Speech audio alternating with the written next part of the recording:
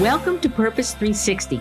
I'm Carol Cohn. And I'm Chris Noble. And we're on a journey to explore the brightest and most innovative minds and initiatives in social purpose. Today, companies and brands must stand for something meaningful. They have to have a social purpose and bring that purpose forward to their employees, their customers, and their community. Each episode, we're talking to leaders at Fortune 100 companies, global brands, social enterprise startups, NGOs, and everything in between. We'll be taking a deep dive to learn how they are integrating purpose into their organizations to benefit both business and society for enduring impact. Join us.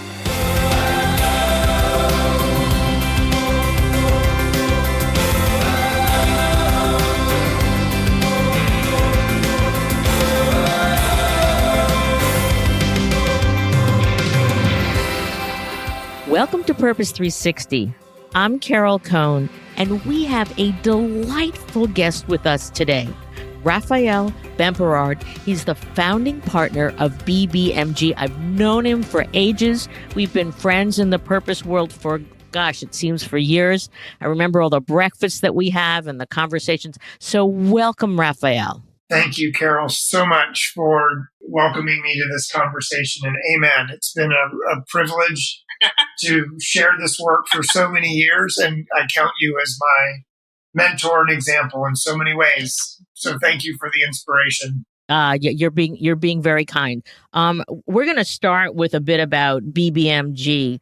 But I would like to say to our listeners today that the timing for this conversation, it's Raphael's going to talk about something called the pull factor and brands for good. And what I've seen is that since the Business Roundtable announcement a couple of months ago now, that companies must serve all their stakeholders, not just shareholders, that has created an incredible amount of energy and momentum around this whole issue of why does a company or brand exist? What's its purpose, its reason for being, and then how does it serve society, its employees, its communities, and such? It's a marvelous time to be in this field. When Raphael and I, when we had our meetings over offices that are much smaller than they are today, it was a question of if companies would get engaged, and it's now about the how. So the pull factor, Raphael's going to explain the research, who we worked with, what it means for brands. For our listeners today, there are so many insights that you will be able to learn to accelerate the creation of brands for good, the evolution of brands for good. I'm out of my mind. I'm so excited. But I want to start a bit about just Raphael, BBMG. If you're in the purpose field, you know about you're a leader, but a lot of our listeners aren't. So tell us about the organization. And I love your focus on building brands for humans and the power of human truths. So give us a little bit of background. Wonderful. Thank you, Carol. Well, BBMG is a brand and social innovation consultancy founded about 16 years ago. And it was based on the belief that branding could be a force for transformation for people in society. In the day, 16 years ago, branding was still thought of predominantly around brand design and logo design and identity design. But from the very earliest days, we understood that a brand was very deeply not only what you stand for in the mind of your audience, but very deeply how you uniquely create value in a way that can meet people's deepest needs, hopes, and aspirations. And when you go to that deeper level, you're starting to think about not only how you show up in terms of marketing or in terms of visual design, but you're starting to think about that deeper sense of purpose and the way that brands can both meet people's needs and improve their lives, but do it with integrity in the how we create value all the way into the system, the culture, and how we treat and inspire and grow our employees all the way into the supply chain. And you think about the integrity of the decisions at every step of a brand creating value. And so we were really trying to help shift the perspective of brand from, moving from being messaging to being really at the core of mission and movement building, from being a transaction to being a relationship, and from the goal of the brand being to have a consumer buy something to the goal of the brand having someone be something in the world that's in alignment with their values and their aspirations. So our belief has always been that branding is being, and it's at the very core of value creation and shaping aspiration, behavior, and impact in the world. And I think, the moment that we're in with the business roundtable and other things have only come about because of a reckoning in the market where obviously the next generation is looking for brands to be much more meaningful than just the products that they sell, but also the challenges that we're facing around climate and in our society are demanding that the very role of brands change in society as well. So let's talk a little bit about the next generation. And, how much, I'm sure you've done a lot of deep diving and research for other clients, yourselves as well. Before we get into the pull factor and brands for good, talk about the next generation, because I believe that many of the companies that we talk with and brands and such, they just, Gen Z, they lead with their values, but give us greater definition and knowledge. For many years, BBMG and a partner called GlobeScan, we've been doing a series of global insights work to try to understand the intersection between consumers' values and their actual behavior. Both behavior in terms of the market and the products that they buy, but also their behavior in terms of their habits and their participation with brands.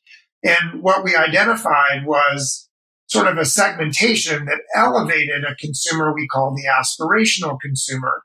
And the segments were the practical consumer, the aspirational consumer, and the advocate on a spectrum of materialism, which is that they love to buy and they care a lot about their style and how they look, and they're influential in terms of their friends about, trends and brands and causes, but also social and environmental values, feeling guilty about their impact, wanting to make a positive difference with their purchases.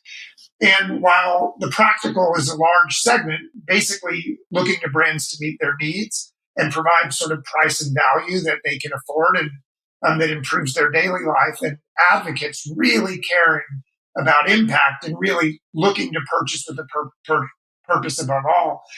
The aspirational was really interesting because they shared the practical perspective. They want brands to meet their needs in ways that are accessible and rewarding and effective, but they also shared the values of the advocates. But the aspirationals didn't believe, like advocates, that brands were a problem. Aspirationals believed that brands were part of the solution and wanted to join with brands in creating change together.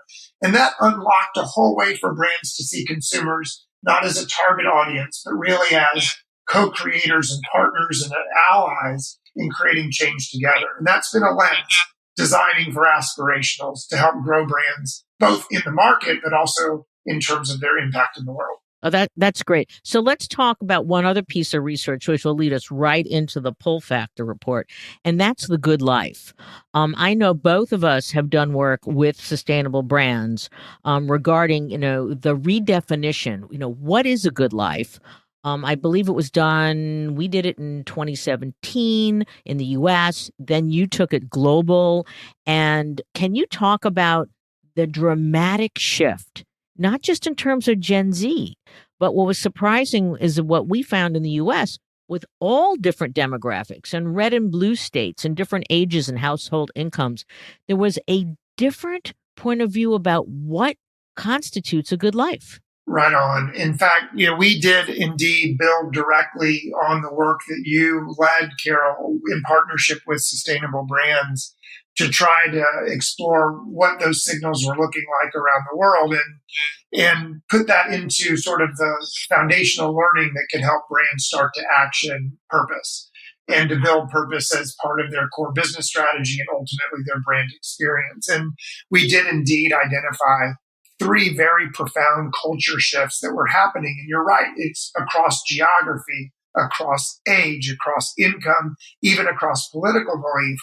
What you see is a shift where meaning is taking much more of a priority over materialism. So we asked what are the things that describe or define a good life. There were 27 different factors, and the number one factor was meaningful relationships, and then being present in the moment and appreciating what's already in my life. Those were in the top five. And the very bottom of the 27 factors was luxury goods and personal wealth. Really interesting. Luxury good ranked last, which was being able to afford luxury goods is important to living the good life. Second to last, personal wealth, having a lot of money, is important to living the good life. Now, financial security as I get older was in the top five, but people weren't connecting the good life and financial security with luxury goods or personal wealth. So it was much more about meaningful relationships and cultivating appreciation for what's already in your life. A second shift was called passion over profession. And this was about 93%. Again, top five said pursuing passions that are important to me is all about the good life or doing work that I love. Whereas reaching career goals and just thinking about your title or climbing the career ladder, much lower. And then finally, just a new American dream where overall happiness, despite life's challenges and living a healthy and balanced life, were more important to people than car ownership or home ownership.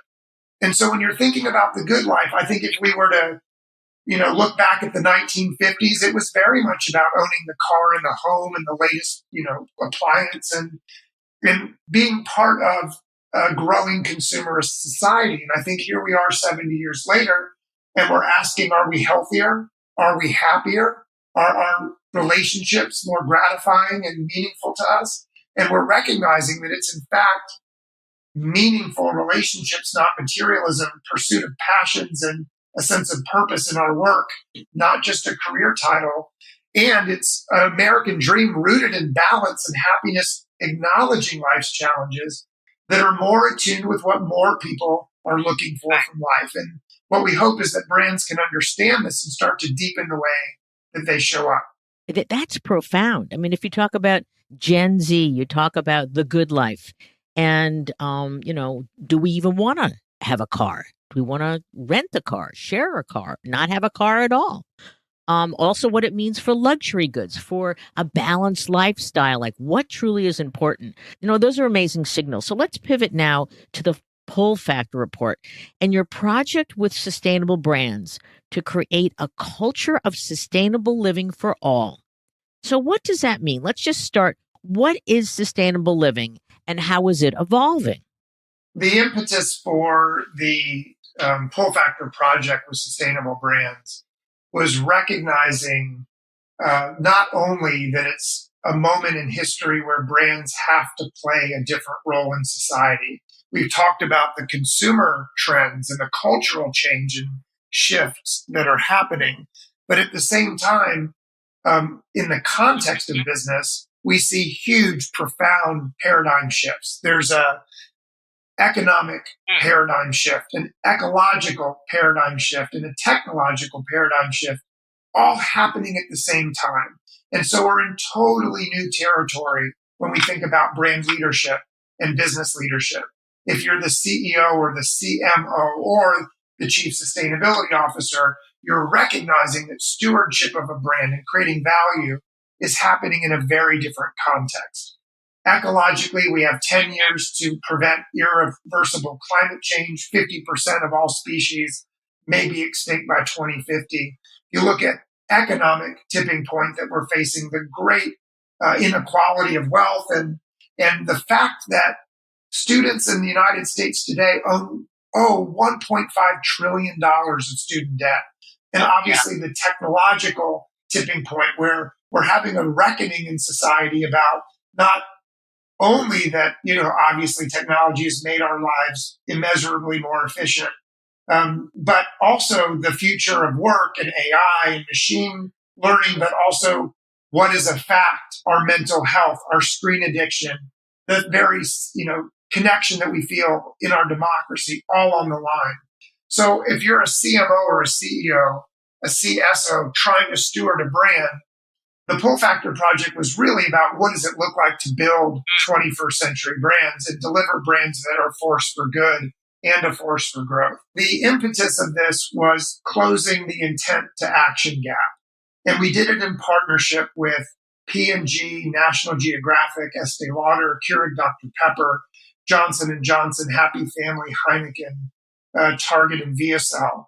And what was really exciting about this is we have brands at different scales and in different industries all trying to unlock how do we close the gap between intent and action. And so for consumers, the gap was, 65% of consumers say they want to buy from brands that are more purposeful and make a positive difference, yet only 26% reporting having done so in the last 6 months. In brands, 48% want to do the right thing. 48% of business executives say they believe that operating with a social purpose creates a competitive advantage, but 78% feel like their businesses are failing to deliver on purpose and the pledges that they're making. So for consumers, the intent to action gap is how do we make sustainable living easier and more delightful and more rewarding for more people? And for brands, how do we increase relevancy and loyalty by leveraging purpose for differentiation, for deeper engagement, and for evangelism and action? And so that was the core impulse for the Pull Factor project. And we did a combination of deep qualitative work in ethnographies, some online focus groups, and then a national poll to really reveal the culture shifts that we just described. For so many decades, those of us in sustainable marketing or social purpose marketing have been trying to communicate all the good that brands do in terms of their sustainability footprint or their social cause affiliations and impact. And for a long time, we were sort of pushing this content onto consumers. And as a consequence of that, while I don't think consumers thought it was a bad thing, it just wasn't relevant to their deepest hopes and desires. And we weren't really understanding the dynamics of desire to meet consumers where they are.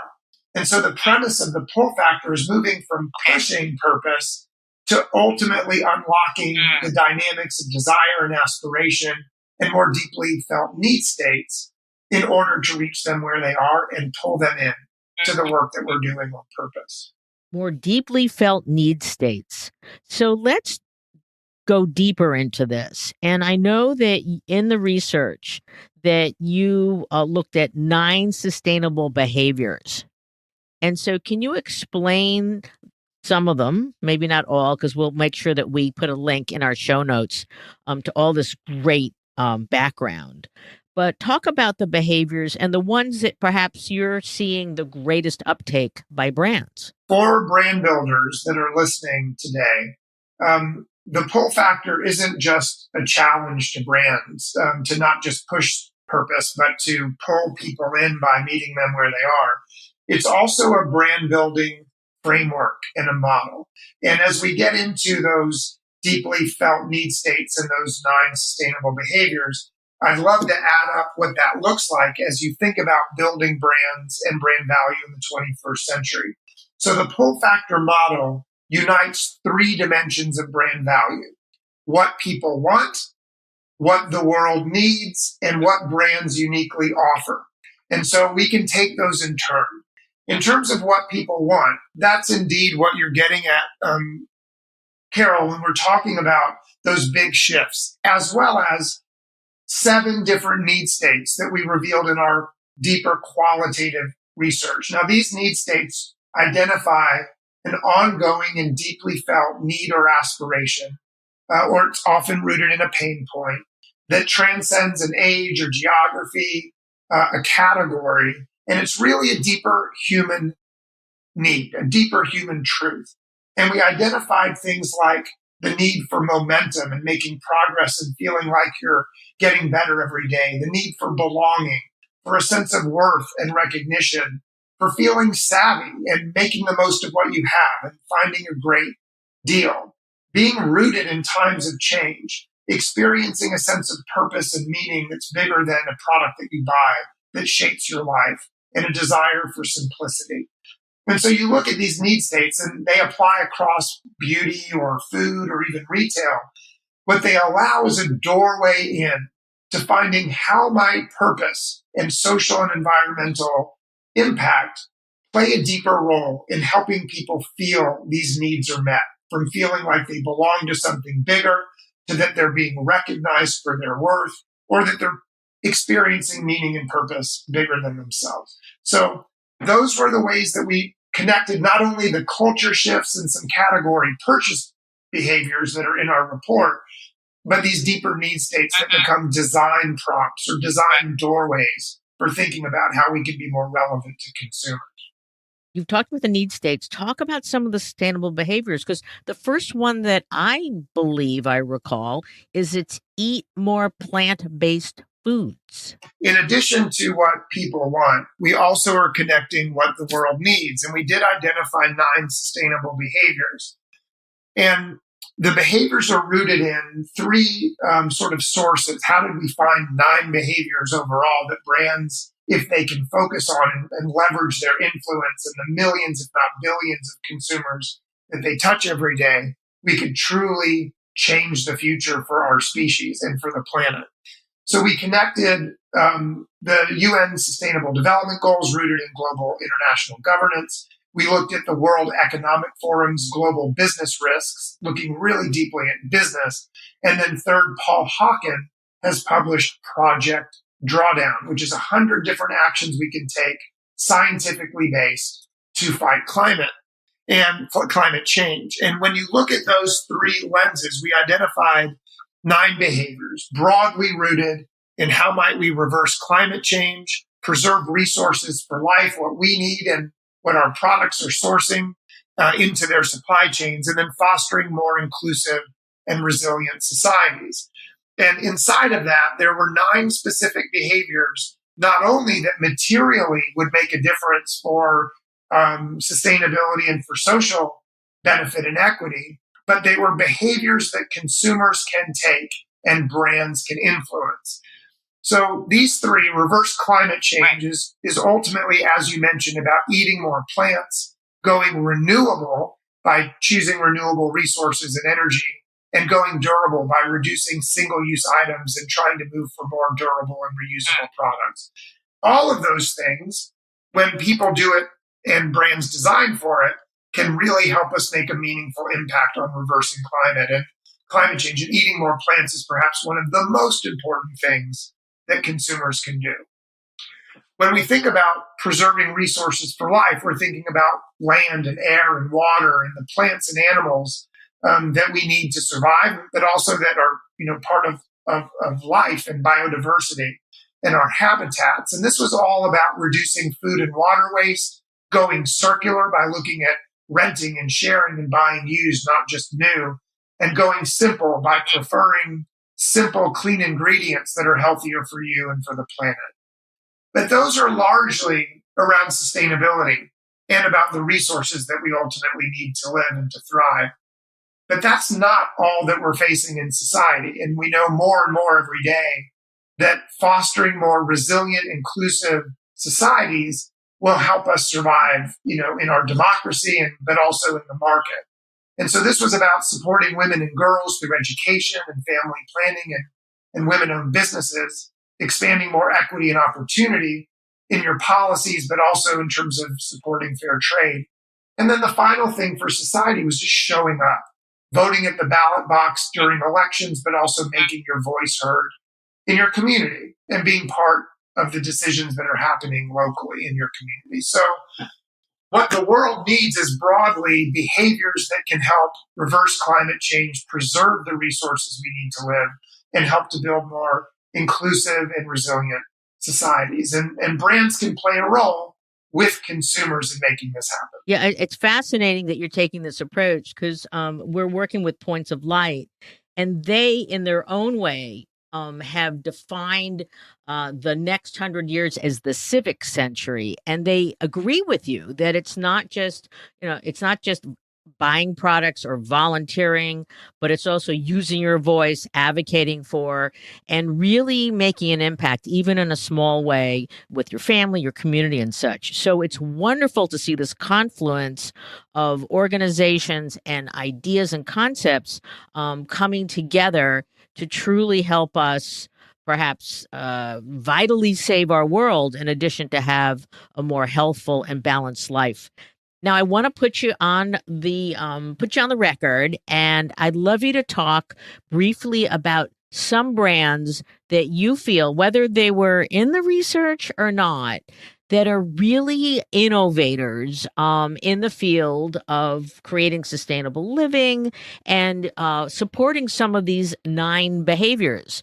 So, who's doing it well? Indeed, in the report, we've identified a series of cases that show brands that are unlocking the pull factor exactly by connecting what people want, what the world needs, and how they can uniquely win by offering value from their brand.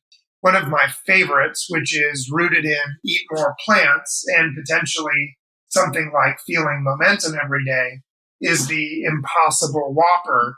This is obviously the partnership between Impossible Foods and Burger King. And this was something that was piloted last spring in about 4 different markets, but it was such a success. It's now been rolled out nationwide.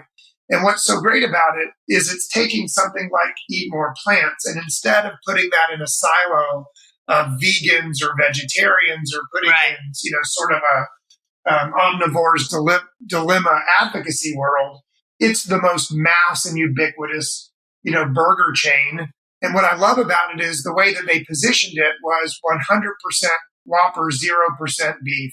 Try it and don't taste the difference. And what they did is they took Whopper fans and they did a blind taste test, and they found that the people who loved the Whopper the most couldn't tell, in fact, preferred the Impossible Whopper. And that just shows that you can take something by innovating and by creating a brand that doesn't blame or shame someone who's eating plants or prefers plant-based food, but actually celebrates it and appreciates their desire for something that they love. Yeah, and I have to tell you, I'm a big Dunkin' fan, and I know that I kept seeing the sign, it's coming, because Impossible Foods was working with Dunkin', and it was November 6th, and I was at Newark Airport. I got in late, and I went, okay, I got to try it. And it was amazing. It was their sausage, egg, and cheese on a toasted English, and you could not tell the difference. And the uptake of plant-based burgers and sausage and things like that. I mean, one we all know is that, I don't know if you know the numbers of how much water and how much methane one cow either needs or puts out, but it's extraordinary. And if we can, no offense to the cows, we love the cows. We love Stonyfield and, all sorts of great yogurts and whatever. It could have a huge impact. So tell us another one of your favorites. In preserving resources for life, one of the most exciting areas, obviously, moving to a circular design future and moving from a linear model of make and then purchase and then waste to a circular model of accessing goods or using goods into endless resourcefulness, as Bill McDonough would say, is Adidas. And just this past year, they launched a performance tennis shoe called the Future Craft Loop. It's made from one monomaterial that can be endlessly recycled. So whether it's the sole or the laces or the flaps on either side, it's all one material that can be produced for a high performance shoe and then broken down and remade into shoes forever, into an endless circle of performance. And by simplifying the material and then finding a process where it can be made and remade, they're now moving their performance shoe line toward an entirely closed loop. What this does, which is profound above and beyond Adidas specifically, but the circular moment allows us to uncouple or decouple growth and sales and having access to the products that we need and want with the environmental impacts and harms that they can create. And so the idea that you can decouple what we need and what we buy from the harm that it does opens a whole new door to what it looks like to design for the future, design for the pull factor, which is all of the performance that you want in your style and your athletic pursuits, but doing it in a way that has a positive impact for the planet. And then the third one that I think, we have the privilege of working with the North Face, the apparel line and adventure brand, to launch the North Face Renewed, which is their refurbished line. And it was all about bringing a new customer into the North Face, but designing and selling their products and clothes and apparel and gear that are remade to explore more and more and more so that the adventure never has to end. So from the Impossible Whopper to the Future Craft Loop to Revival of the Fittest and the North Face Renewed, these are all great examples. And then there's a lot that we see as well, looking at inclusive societies and in particular, engaging women and supporting gender equality and equity. One of my favorites, which I think is sort of a humble giant of a campaign, is Land O'Lakes, the company that makes the butter that we love and the dairy products. In their supply chain and overall in the nation, many family farmers were starting to be bought up by conglomerates, and there were many women who were inheriting family farms from their spouses or parents who had died, and women inheriting farms for men, as well as more women working and choosing a path of life as farmers. And so Land of Lakes created a campaign called She.I.O., like Old McDonald's EIO was She.I.O. Not only tells a very powerful story of women and their leadership on America's farms, but it points to a deeper industry issue, which is preserving family farms, knowing that there's a generational shift and that a new generation of women is picking up family farming. And it's not only exciting to see that, but it's also very, very important to preserve family farms for the future. All of these are great examples of delightful brands solving big problems and doing it in a way that creates relevance and differentiation and loyalty for their fans. And I think that's what unlocking the pull factor is about. And notice we're not talking about CSR. We're not talking about 2030 goals and commitments. We're talking about brand building and creating exciting, relevant, delightful brand experiences. Of course, CSR will remain hugely important as we embed sustainability and social impact into business strategy. But this is a moment for marketers, and the reckoning that's happening with Gen Z and the movements and the shifts in culture are all pointing to the pull factor as a model for unlocking the future of brand building and creating brand value. And you're talking about ease. You're talking about convenience. You're talking about ultimately, unfortunately, with instant delivery today, that everybody wants it tomorrow. And so these examples are fabulous, and the research behind it really deep. But there's research that exists that, I think you found that 65% of consumers want to purchase responsibly, but only around 26% actually reward companies with their responsible purchases. And so what's causing the disconnect? Is it just purely price? Is it there's not enough communications? What can we do better as more and more companies are creating, delightful, as you stated, products? Right on. I think this is very much at the core of why the Pull Factor project was inspired and created with sustainable brands. And that is that if indeed we're going to solve for the challenges of our age, like we are in a moment, an era where ecological, economic, and technological change is happening so fast, and the need to actually address climate and resources for life and having more inclusive and resilient societies, if indeed that matters, which we believe it does profoundly. What we understand as well is that it's not the obligation for those realities and creating impact that will involve people. It's the desire for something better and creating a better alternative. And I think that the premise of the pull factor was very much creating ideas and opportunities and products and brand experiences that were both simpler, easier, more accessible, more delightful, and more rewarding for more people. And I think there's layers about this. One is, I think for a long time, there's unfortunately a shadow for the first generation or so of sustainable marketing that very much was trumpeting sort of green credentials and inviting consumers to do it because it's the right thing to do, which is perfectly fine, but was never going to scale into the mainstream marketplace. And as a consequence, there is a shadow of, sustainable brands being inferior performance or more expensive without understanding what the value is that you get. Harder to find, more expensive to buy. And what you see in the examples we're showing in the pull factor is not only are these mass brands at very accessible prices, but they're coming to market with consumer needs and desires first and doing it in ways that are playful and delightful and impactful.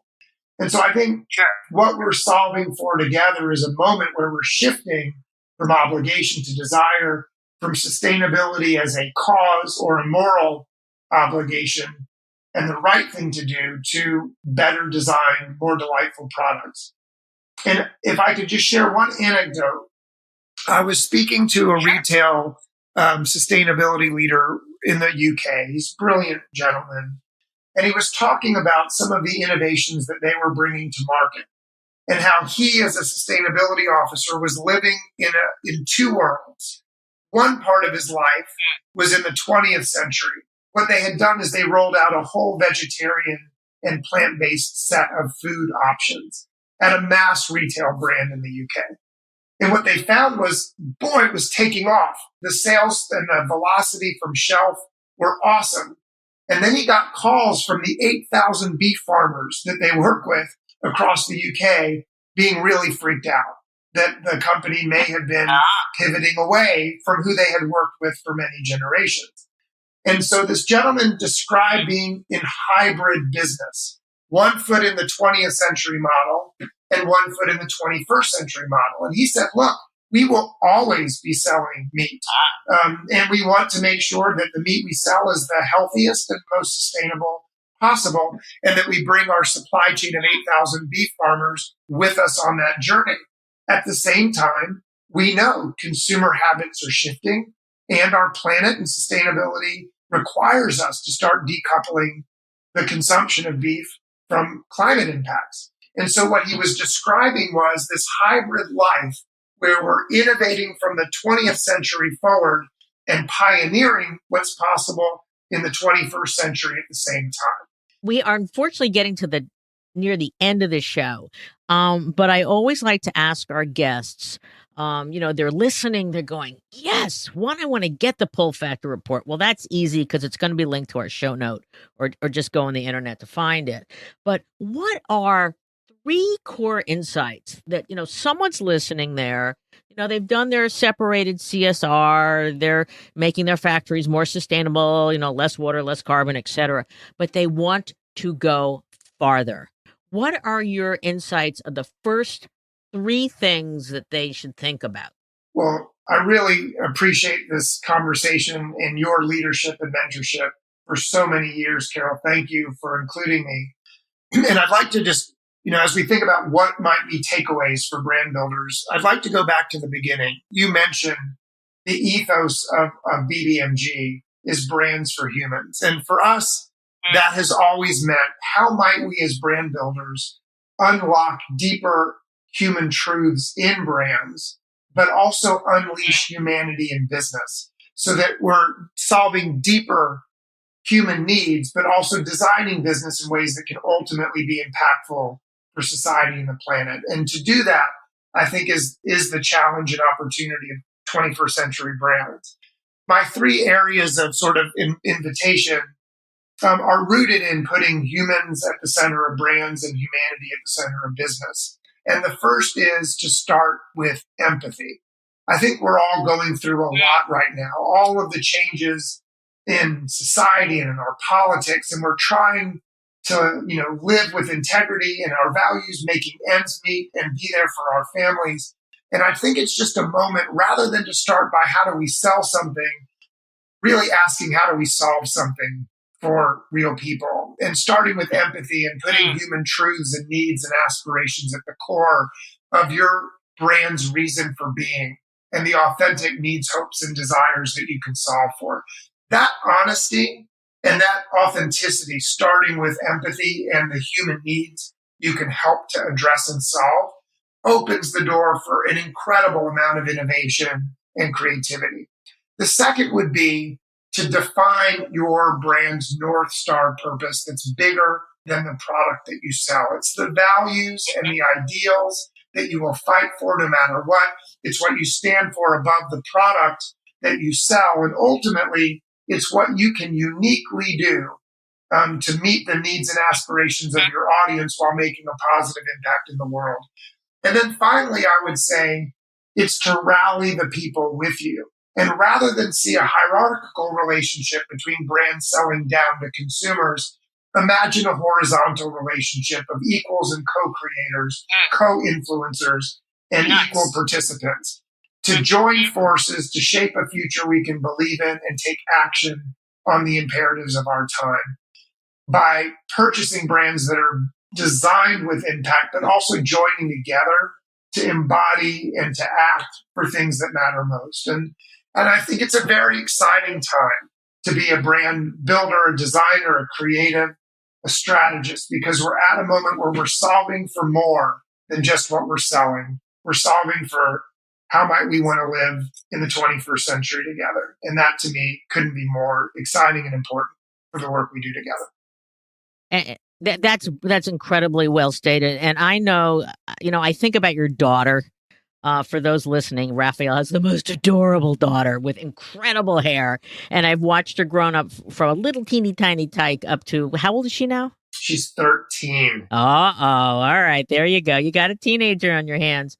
But when you talk about solving for more and solving for the future, well, I don't have children, I have fur babies, but, I'm always thinking about my friends' kids and what kind of world are they going to inherit 10 years or 20 years and such. And that's why this work is so important. So, I want to give you the last opportunity just to close it out, Raphael. It's been, this is thoughtful work. It's important work. Let's pull, consumers. I don't even like calling them consumers. Let's pull people into the orbit of all these companies because they do want to co-create. They do want to be sustained over time to have a positive, a mutually beneficial impact. So, last parting words? At BBMG, our all-in bet, all cards on the table, is all about seeing brands as the greatest force for transformation in society. And I say that because, like no other thing, brands are the unique entities that embody systems and stories, redesigning systems for how we create value in our supply chains and how we make and produce valuable products and experiences. So we redesign the systems of creating value, but also, perhaps more important in culture, retelling the stories that we tell ourselves about ourselves and the world we live in. Brands uniquely can help us redesign the story, redesign the system, and create incredible transformation in our lives. And so that's my invitation, to use brands as a lens to redesign how we create value and reframe the stories we tell, so that we can truly be a force for good and a force for growth, and leverage the whole purpose conversation that you're leading for a whole new era of brand building. That's wonderful. And, I'm just going to add one more thing here because I want to talk to you about it, which has to do, you talk about the stories. And, there's a purpose track that's coming out of Reputation Institute really soon.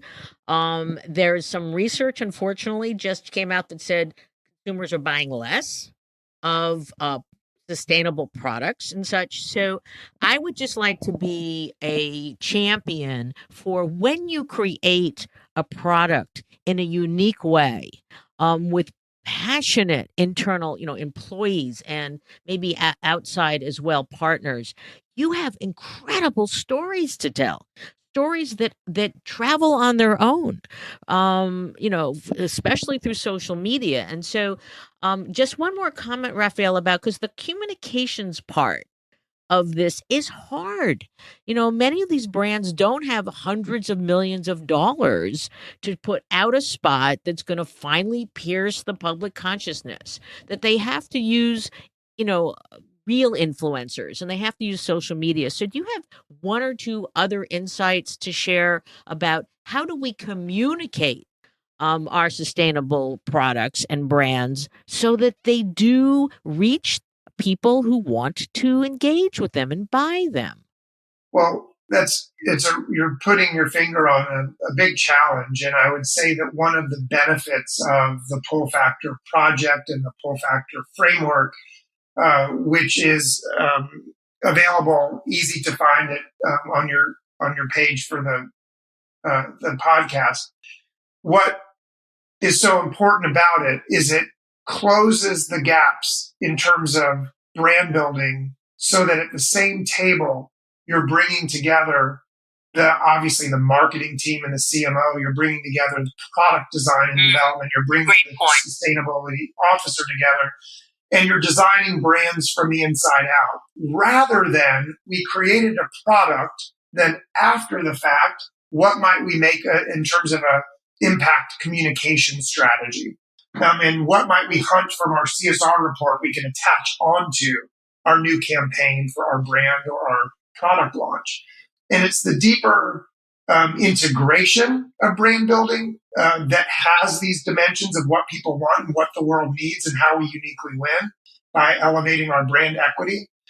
That's what's exciting, so that hopefully in time, the idea of the conundrum of how do we attach a communication strategy on top of an existing product goes away, because the product was designed and even imagined with the more holistic story from the start. And that, to me, unlocks a new era where brands do become more relevant and delightful, rather than brands trying to just claim or champion their sustainability credential. I think it's an important shift that will happen over time that ends up making things a lot more impactful and a lot easier for marketers who are trying to stick it on right now. And thank you so much. I really appreciate that. And I'd just like to thank Raphael. I'm very proud of the journey that you've been on, the work that you do. I love that you said, simply put, the pull factor and brands for good is how to create delightful, desired products. And let's also not forget today that when you do this, the most important audience, your employees, are bursting with pride. And they are the most effective storytellers in an organization through their massive network of social media. So to our listeners, really check this out. Get your cross-functional teams together, encourage them to truly look at the 9 behaviors. How might you evolve your products to truly be desired? And then you will have a great answer to the question, what is your purpose? So thank you, Raphael. It's been a great conversation. I hope our listeners, this will inspire and ignite even more important work in this area. Thank you so much.